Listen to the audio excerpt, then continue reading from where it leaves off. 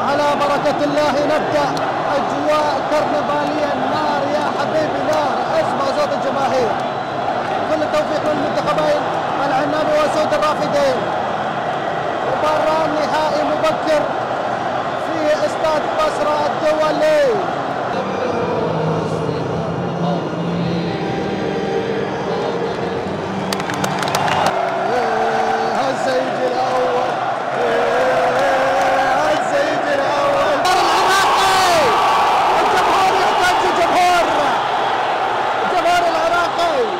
يدور عركة.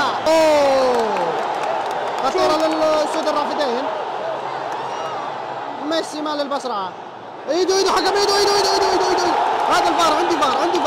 عندي فار خليه يرجع الفار في الدقائق الاولى. الرافدين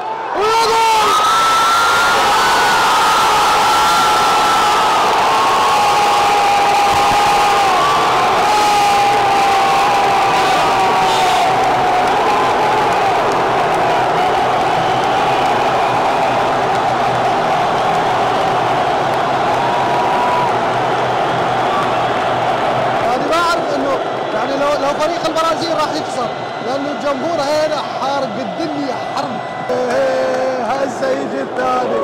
العنابي الجمهور العراقي يمارسون الضغط على المنتخب العنابي في الصافرات لكي يشتتوا تركيزهم. حقن العنابي وحده. خطيرة.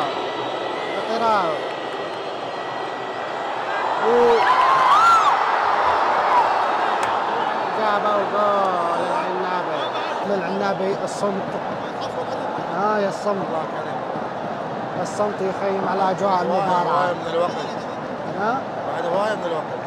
بعد هواية من الوقت. هدوء كأنه ما صار شيء بالملعب، ولا نفس، ولا العالم سكت، ولا حركة. والهدوء. زعلانين العراقيين على الهدف الأول.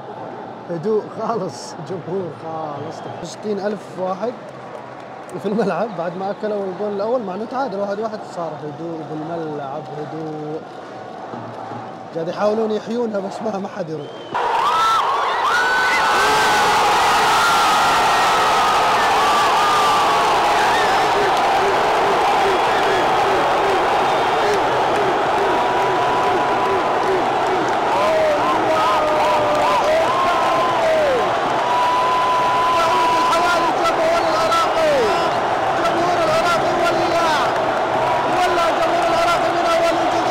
الملعب مولع، كعب الملعب مولع. انتهى الشوط الاول بتقدم اسود الرافدين. يا ابو سعد 2 كافي لو بعد. ثلاثة هسه جاي الثالث لو بعد. يلا على بركة الله نبدأ الشوط الثاني. حرة مباشرة. كريستيانو رونالدو مال العراق. اسود الرافدين ممكن يفعلونها. اوبا! المنتخب العراقي مولع. المنتخب العراقي اخيرا من عمر المباراة. اوبا! خطير اسود الرافدين بالدقائق الاخيرة. خطيرة حلوة والله. جول. واو! المنتخب العراقي اليوم صار برازيلي.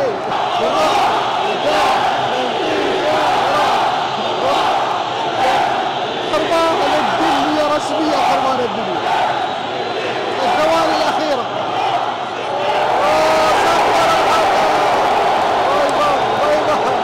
ألف مبروك للمنتخب العراقي وهارد لك للعنابي. مباراة كانت نار، وخاصة الجماهير العراقية مولعة. اسمع الأصوات. اليوم أقوى مباراة أحضرها من المدرجات بحياتي من ناحية الجمهور وكلاعب. أنا متنكر مشان ما حد يعرفني، بس شلحت القبعة لأنه زحمة.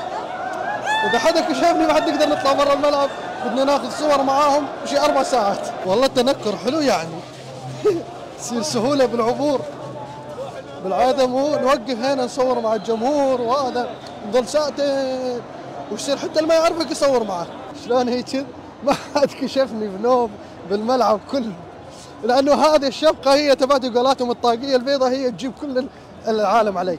مثل عش الدبابير. شوفوا حتى مو اني اشيلها، خليت صديقي يشيلها مصطفى، لانه اذا انا شلتها يمكن ابين، فخليته هو يشيلها. لانه مره هنا لما طلعت من الملعب شافوني ناس، شافوني يعرفوني يعني متابعين، فقالوا اريد اصور معك. والله ظليت ساعتين، لانه حتى في ناس ما تعرفني ابد، ما تعرفني، بس تشوف كل العالم التم حولي يقول يلا بدنا نصور معه، وهكذا. والملعب به 65,000 متفرج، يعني سووا لي زحمه والله. ظليت شي 3-4 ساعات تا خلصت من الزحمه. فوالله التنقل حلو، عجبني، حبيت.